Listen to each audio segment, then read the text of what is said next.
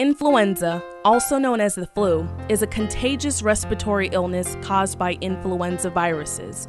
It can cause mild to severe illness and at times can lead to death, killing over 23,000 people each year in the United States alone. In the following minutes, we will demonstrate the power of community immunity to protect vulnerable individuals from the flu and other vaccine-preventable diseases. When we decide to be immunized against the flu, we're not just protecting ourselves. We're protecting our family, friends, coworkers and clients, even people we've never met. You are about to witness how a virus can spread and how our vaccination status can impact everyone around us. The dots represent people interacting with one another, those that have been immunized and are protected from the spread of the flu, and those who have not been immunized and are not protected from the spread of the flu. Can you guess what population the green dots represent? If you guess that they represent approximately 40% of people in the United States who receive the flu vaccine every year, you guessed correctly. Congratulations to the immunized population for not only protecting themselves, but for protecting their loved ones from getting this potentially deadly disease. If the green dots represent the immunized population who have received the flu vaccine, what population do the yellow dots represent? If you guess that they represent approximately 60% of people in the United States who do not receive the flu vaccine every year, you guessed correctly. For whatever reason, these people chose not to be vaccinated. Maybe the dog ate their shot record.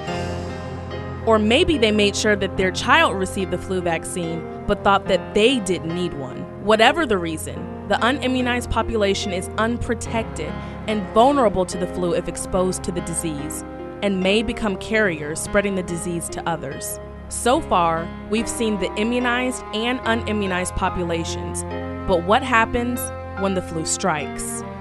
The blue dot represents the flu, moving throughout a community, at a park, school, church, or even a doctor's office, spreading the flu to those who are unprotected.